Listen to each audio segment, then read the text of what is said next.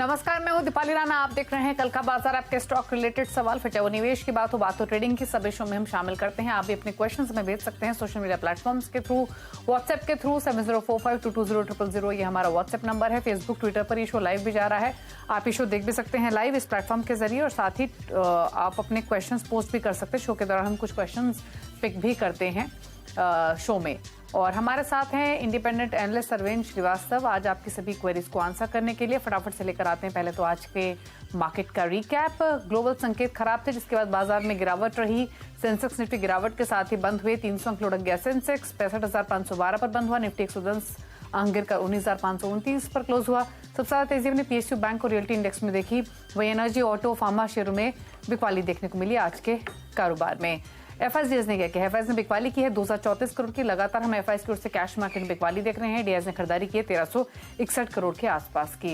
अब एक बार क्विकली कल का एक आउटलुक लेकर फटाफट से आपके क्वेश्चंस को शामिल करते हैं। सरवेंद्र, नमस्कार, स्वागत है आपका। बताइए पहले तो क्या आउटलुक कल के मार्केट के लिए? बहुत बहुत नमस्कार दीपाली जी। देखिए, वीकनेस तो आ गई है बाजार में, इसमें तो कोई डाउट नहीं है। और आई थिंक थोड़ा भी बाजार रुकने की कोशिश करता है तो डेफिनेटली सेलिंग आ रही है। पर अब ये जो 19,500 19,550 का जो आंकड़ा है, ये जो रेंज है 19,500 जो एक राउंड नंबर है, आई थिंक थोड़ा सपोर्ट ऑफर कर रहा है। तो मैं अभी भी मान के यही चलूंगा कि जब तक 19,500 के ऊपर बंद कर पा रहा है, तब तक एक लास्ट मौका, एक डिसेंट उछाल जो हमको 19,650 19,700 तक ले जाए, ऐसा एक उछाल पॉसिबल है। बट अगर 19,500 के नीचे डिसाइसिवली क्लोज कर गया तो आई थिंक देन डेफिनेटली और प्रॉब्लम्स मार्केट के लिए यहाँ से बढ़ेंगे। और बैंक निफ्टी दोनों इंडाइसेस में वीक है। ये हमने लास्ट शो में भी यही चर्चा की थी कि भाई जिस तरह से बैंक निफ्टी में वीकनेस रही है निफ्टी के बनिस्पत लास्ट कई महीनों कई क्वार्टर से, ये आने वाले समय के लिए अच्छे संकेत नहीं है। तो जब ये रेंज टूटेगी तो आई थिंक काफी शार्प फॉल भी यहाँ पे आ सकता है। ओके, चलिए, तो ये आउटलुक रहा कल के लिए। फटाफट से बिना देरी के क्वेश्चंस को करते हैं शामिल, और पहले कॉलर से कनेक्ट करेंगे। एस भटनागर लखनऊ से हमारे साथ मौजूद हैं। भटनागर साहब, नमस्कार, बताइए क्या सवाल है आपका? मैंने आरईसी के शेयर्स खरीदे थे 4,526 at the rate of 105 some 1.5 years बैक। अभी तो बहुत प्रॉफिट है और मैं इसको बहुत लॉन्ग रेंज की, लॉन्ग टर्म के लिए भी होल्ड कर सकता हूँ। कोई एडवाइस है इसमें शविंद्र जी की? ओके, सरवेंद्र जी, अच्छा क्वेश्चन है, क्योंकि आप इनकी होल्डिंग देखिए 4500 शेयर्स, भाव देखिए 105 का, 300 पर आकर ट्रेड कर रहा है आरईसी। अभी भी लॉन्ग टर्म विजन है, लेने हैं प्रॉफिट्स या होल्ड रखना है? जिस तरह की अपनी अवधि बता रहे हैं, बहुत लंबी अवधि का ब्रेकआउट है आरईसी में। काफी सालों की एक रेंज थी और उसका अब ये ब्रेकआउट है और उसके बाद चला भी बहुत बढ़िया है।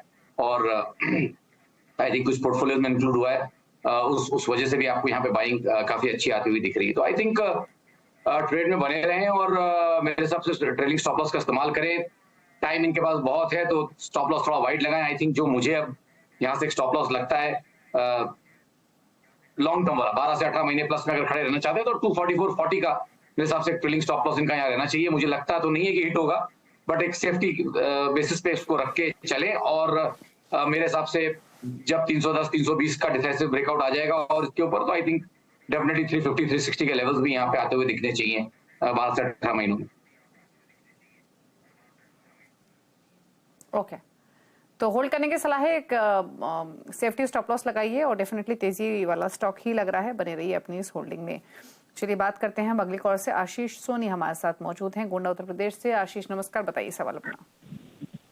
जी सर, मेरा सवाल ये है कि मैंने आईटीसी का 470 शेयर लिया है, 470 में 100 शेयर लिया है, तो उसमें ये मुझे क्या सलाह दिया जा रहा है कि अभी रुक जाएं कि निकाल दें?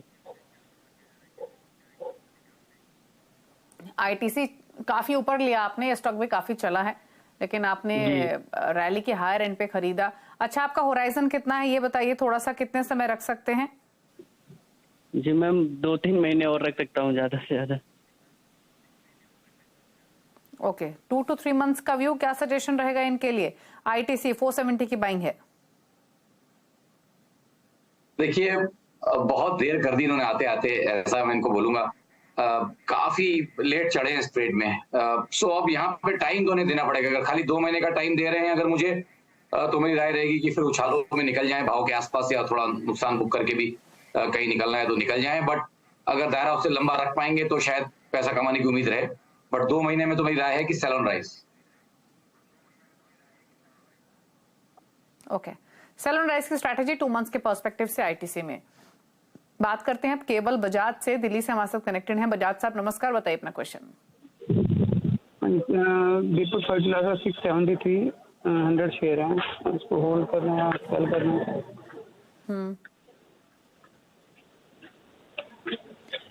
दीपक फर्टिलाइजर 673 की बाइंग। एक बार होराइजन और बताइए प्लीज, आपका कितना है, कितने समय रख सकते हैं स्टॉक को? शॉर्ट टर्म के लिए ma'am 1 to 2 month. Short term का व्यू 22 रुपए का नुकसान ऑलरेडी। क्या सजेशन सरविंद दीपक फर्टिलाइजर्स में? देखिए, शॉर्ट टर्म का व्यू है तो मेरे हिसाब से ये भी काफी ट्रेड में लेट आए हैं और शॉर्ट टर्म लेके चल रहे हैं, तो मे भी उछालों में यहाँ पे भी निकलने की कोशिश करें, क्योंकि जो 1000 से जो गिरा था तकरीबन 500 की तरफ, आई थिंक उसका पुल बैक ही चल रहा है। वो शार्प एक फॉल था और उछालों में सेलिंग आती रहेगी, तो मेरे हिसाब से कॉस्ट के आसपास आए या उससे थोड़ा ऊपर जाए तो शॉर्ट टर्म के हिसाब से सेल ऑन राइज। ओके, एकता गुप्ता ने सवाल भेजा है बैंगलोर से। एकता जी नमस्कार, पूछिए सवाल। नमस्कार, मेरे पास टाटा पावर के 150 शेयर है एट द रेट ऑफ 251।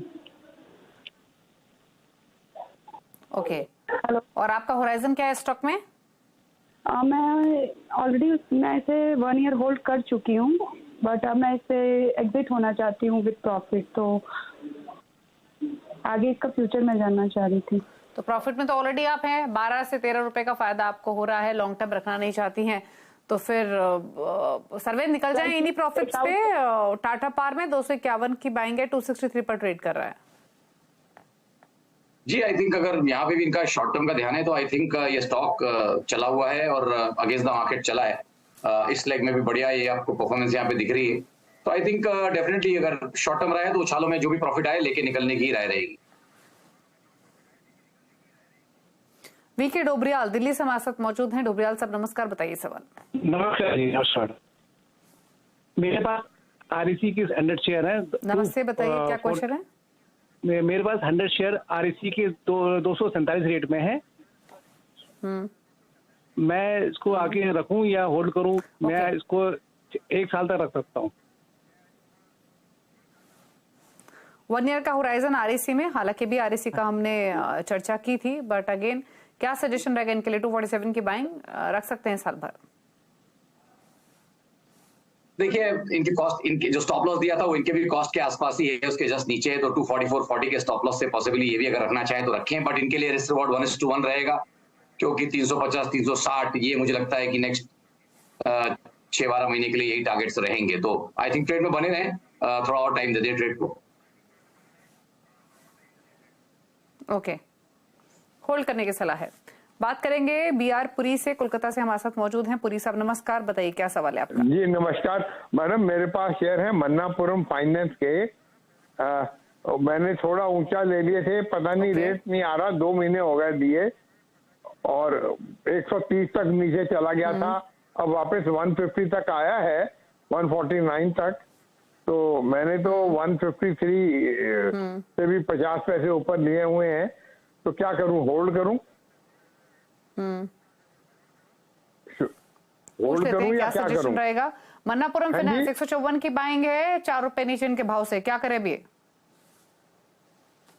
देखिए, जब मार्केट ने काफी अच्छे गेन्स जब हासिल किए तो 2021 के बाद मोटा मोटी ये नवंबर 21 के बाद से चल नहीं पाया और उछाल के एक जिसको हम बाउंस बोलते हैं वो इस बाउंस के अंदर ही है। तो आई थिंक जितना बाउंस में एक 50-60% रिट्रेसमेंट होता है, तकरीबन 50% आई थिंक वो यहाँ हो गया है। 220 वाला नीचे में तकरीबन 100 रुपए हुआ था, उसके बाद ये बाउंस आ गया है, तो आई थिंक 50% के करीब बाउंस यहाँ पे हो चुका है फॉल का और प्रेशर्स यहाँ पे रहेंगे। तो अगर 12 महीने प्लस का होराइजन है तो ठीक है, फिर बने रहे ट्रेड में, लेकिन अगर उससे कम का होराइजन है तो यहाँ पे भी राय यही रहेगी कि 160-165 से बहुत ज्यादा ऊपर जाएगा नहीं, और उन एरियाज के आसपास अगर आए किन्हीं कारणों से तो आई थिंक मुनाफा बांधना चाहिए। ओके, एक और सवाल है पुरी साहब आपका? मैंने एक तो मन्नापुरम फाइनेंस है, दूसरा मेरे पास आयशर मोटर है 3450 के 40 शेयर हैं। ओके, 50 आयशा मोटर्स 3455 की बाइंगे, क्या सजेशन है स्टॉक पर? 50 स्टॉक्स देखिए आयशर मोटर में तो मेरी इनको राय रहेगी कि मेरे हिसाब से तो एक डबल टॉप, एक स्ट्रॉन्ग डबल टॉप मुझे एक 3600 के आसपास दिख रहा है और आई थिंक यहाँ तो मेरी राय रहेगी कि निकल जाए, इमीडिएटली निकल जाए या 1-2 दिन में जो भी उछाल मिले उसमें निकल जाए। ओके, चलिए बात करते हैं अगले कॉलर से। राजीव हैं लखनऊ से हमारे साथ। राजीव नमस्कार, बताइए क्या सवाल है आपका?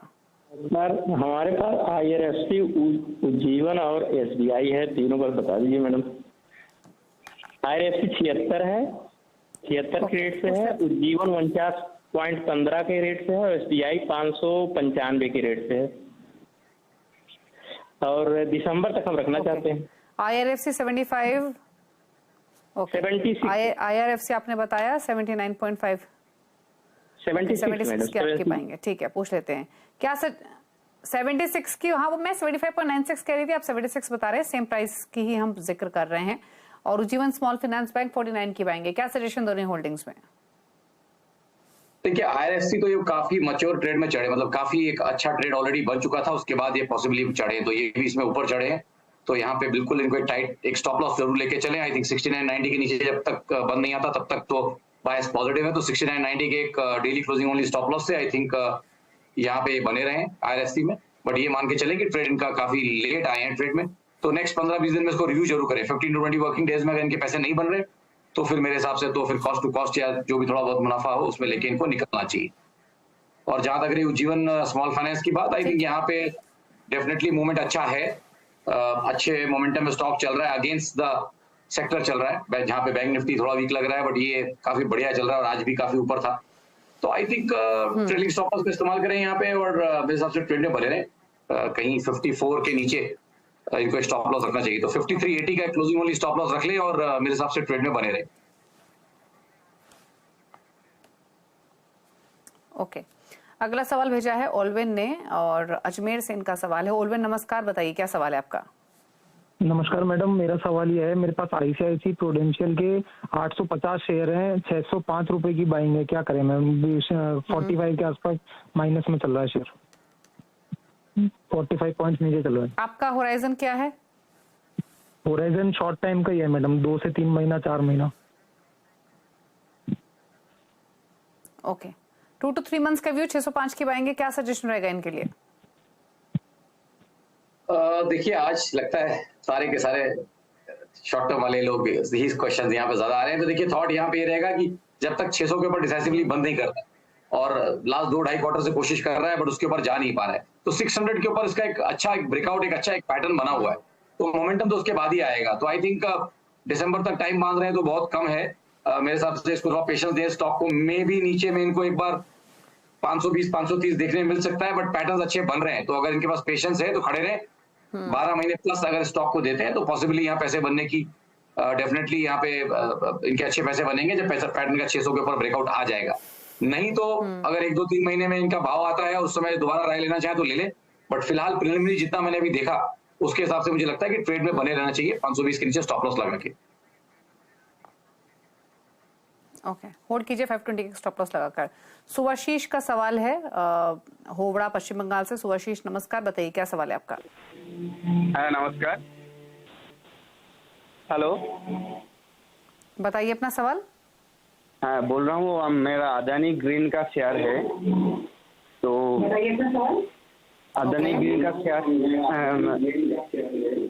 20 शेयर है, मेरा 2700 का भाव पे, तो अभी उस में काफी लॉस चल रहा है, तो क्या करूं?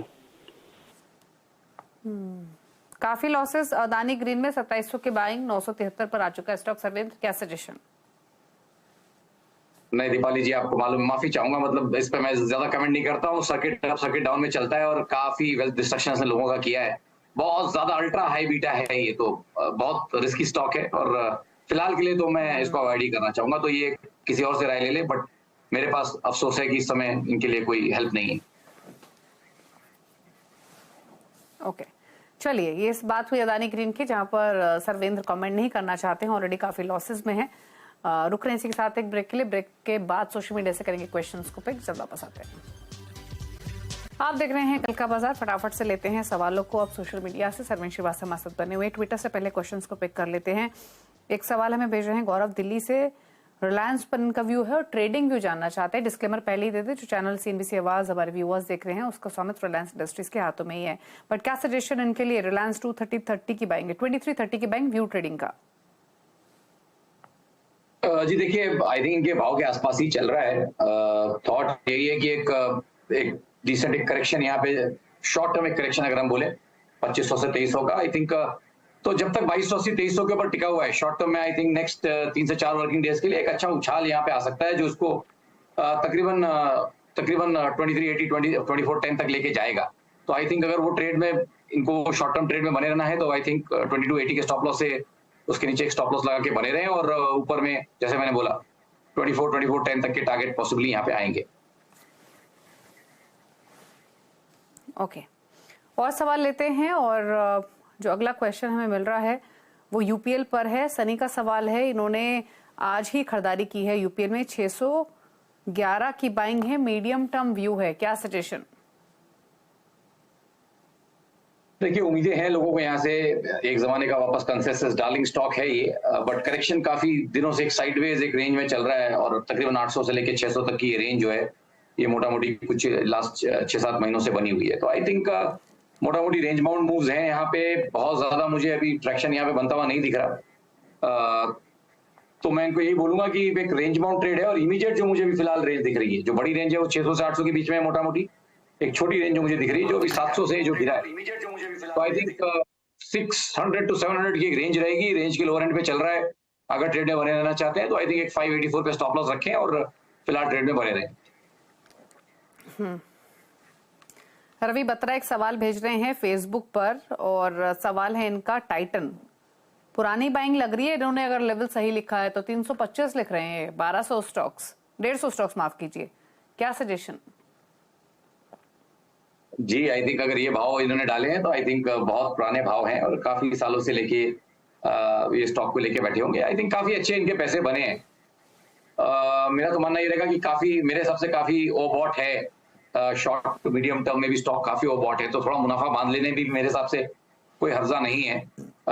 मुझे लगता है कि ज्यादा ना सोचूं तो भी आई थिंक एक 12 से 18 महीने में मुझे लगता है कि स्टॉक 2200-2300 के लेवल्स तो छू सकता है, ऐसा मेरा मानना है। काफी ओवरबॉट है, करेक्शन लॉन्ग ड्यू पेंडिंग है, तो 22 to 2300 के आसपास एक करेक्शन मुझे लगता है 12 से 15 महीने में स्टॉक, माफ कीजिएगा 12 से 18 महीने में स्टॉक छू सकता है। तो आई थिंक अगर उन एंगल से देखें तो थोड़ी क्वांटिटी यहाँ बेच ले, पार्शियल प्रॉफिट बुक कर लें, बाकी स्टॉक्स इनके सारे फ्री हो जाएंगे और जो बेचेंगे उसमें डेफिनेटली ट्रेडिंग कर सकते हैं। 2200-2300 के आसपास अगर इनको दोबारा मिल जाए तो दोबारा बाय कर सकते हैं, बट फिलहाल लाइट हो जाएं और थोड़ा प्रॉफिट यहाँ पे बुक कर लें। विकास मुंजाल एक सवाल भेज रहे हैं फेसबुक के थ्रू, सतलुज जल विद्युत निगम 70 रुपीज की बाइंग है, 1 मंथ व्यू है।